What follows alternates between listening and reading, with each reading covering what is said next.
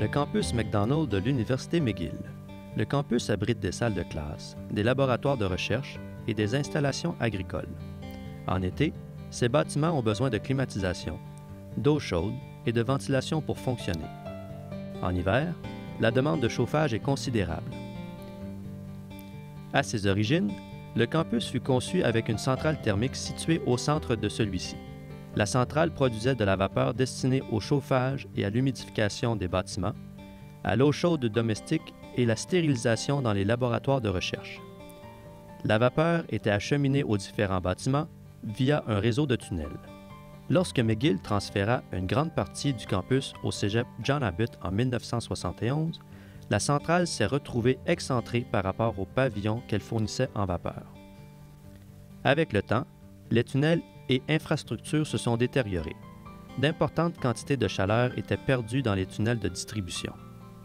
La situation était telle qu'il était devenu moins intéressant de réparer et maintenir un système vieux de plus de 100 ans que de songer à le remplacer avec un nouveau système plus efficace. Un système qui offrirait une visibilité sur l'approche de McGill en efficacité énergétique. En 2010, McGill sélectionna une firme de consultants en énergie pour étudier la situation et proposer des solutions à l'université. Les consultants commencèrent leur étude par un audit énergétique de tout le campus. Ce graphique détaille les consommateurs d'énergie sur le campus. Le pavillon McDonald Stewart a la plus forte consommation, ce qui n'est pas surprenant. C'est un grand pavillon qui abrite de nombreux laboratoires de recherche où se trouvent de nombreuses hottes chimiques, les systèmes les plus énergivores sur le campus. Les hottes chimiques assurent un environnement de travail sain dans les laboratoires en évacuant l'air vicié et en tirant de l'air frais de l'extérieur. Cet air frais doit être chauffé et humidifié en hiver et climatisé et déshumidifié l'été.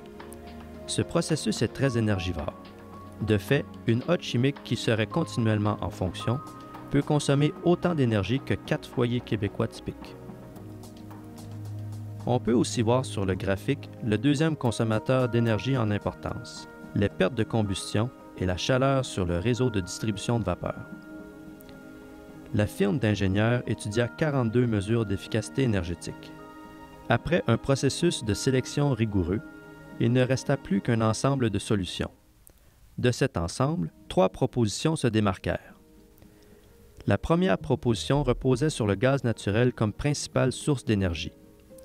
La deuxième solution consistait en un système d'extraction de la chaleur du lac Saint-Louis. La troisième proposition, quant à elle, était centrée sur un système de biométhanisation qui utiliserait les déchets organiques du campus et de la ville de Sainte-Anne-de-Bellevue.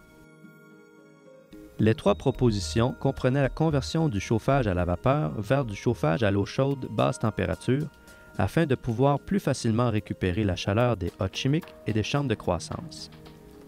Les propositions comprenaient aussi un ensemble de mesures traditionnelles, telles que l'isolation ainsi qu'une logique de contrôle intelligente, modulant le fonctionnement des systèmes mécaniques en temps réel en fonction de l'heure et de l'occupation réelle des espaces. Les 3 propositions poseraient les fondations permettant l'inclusion future d'énergies renouvelables, telles que la géothermie et l'installation de panneaux solaires. À la suite d'une consultation avec la communauté du campus McDonald, les propositions hydrothermie et biométhanisation furent jugées trop chères et présentaient un risque trop élevé pour les bénéfices marginaux. C'est donc la proposition standard qui fut choisie comme meilleure solution.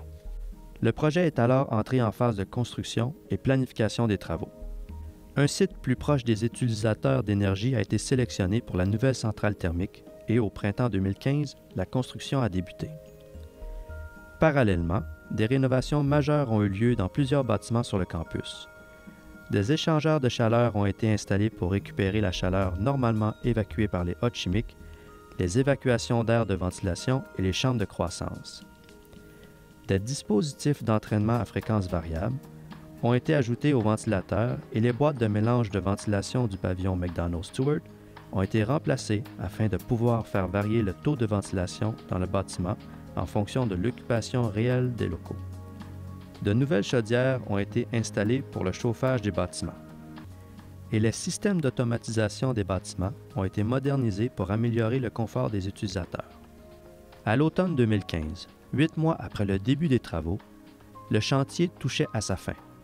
Le cœur du projet, la nouvelle centrale thermique, est équipée avec de grandes fenêtres qui favorisent l'éclairage naturel pour améliorer les conditions de travail des employés, tout en donnant une vue dégagée de l'intérieur de la centrale.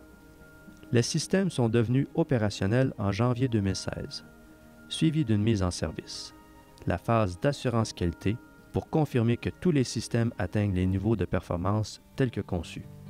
Le campus McDonald a un objectif d'atteindre 90% d'énergie renouvelable pour combler les besoins énergétiques de ses bâtiments, et ce projet contribue à se rapprocher de cette cible.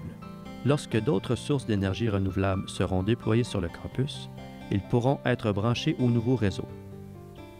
Le projet a contribué à la réduction de la consommation d'énergie fossile et une baisse des émissions de gaz à effet de serre de 45%, ce qui vaut à retirer 400 véhicules automobiles de la route chaque année.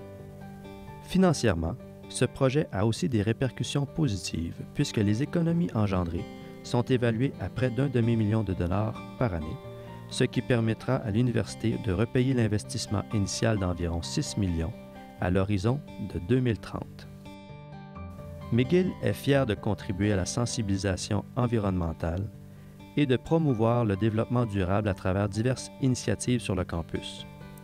Ce projet de rénovation est un exemple concret d'intégration de technologies traditionnelles et d'énergie renouvelable qui contribuent à la protection de l'environnement et réduire les coûts maintenant et dans le futur.